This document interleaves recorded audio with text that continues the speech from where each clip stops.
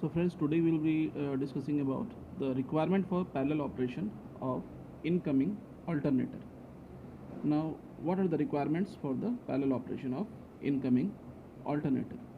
Now, there are main 3 points which are to be considered, like first, voltage should be same, plus minus 3% of busbar voltage. Now, this voltage of the incoming generator we can see in the voltmeter of the incoming generator. Now friend, the second point is frequency must be same, that is the plus minus 0.5% of the busbar frequency is allowed, a variation of plus minus 0.5% of the busbar frequency that is allowed. And generally the frequency of the incoming alternator is kept slightly high. The reason is why it is kept high is because it is not on load, and when it will come on load, it will experience certain fluctuation. There will be a fluctuation in its frequency, so it is kept a bit high. Now this is actually this frequency. This is indicated by the clockwise rotation. This is indicated by the clockwise rotation of the synchronizing needle.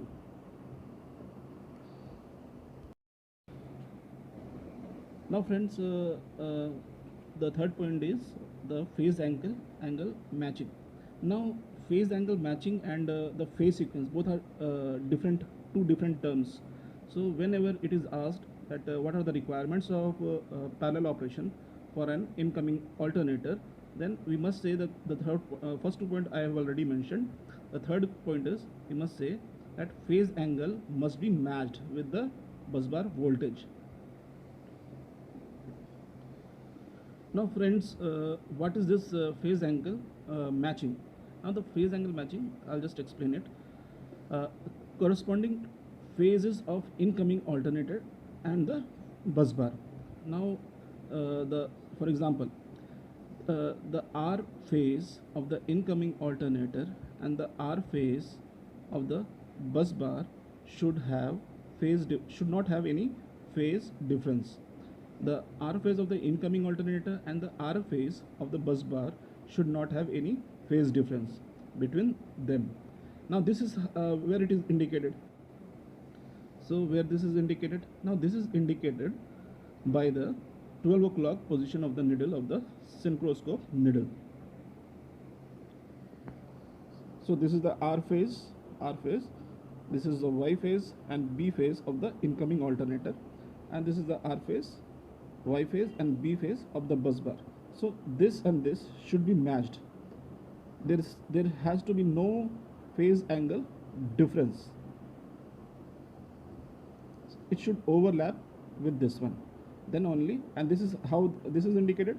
This is indicated by the needle of the synchroscope at 12 o'clock position.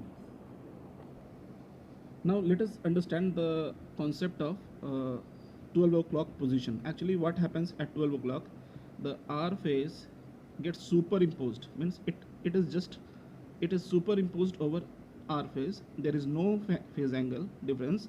And Y phase, it gets superimposed over Y of the busbar, and the B1, which is the B1 phase of the incoming alternator, it gets superimposed on the B phase of the busbar.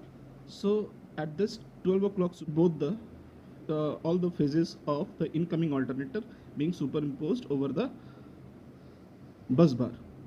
That's why we are initiating at 11 o'clock the closing of the breaker, so that at 12 o'clock phase angle and corresponding phases of incoming generator and that of the busbar will get matched.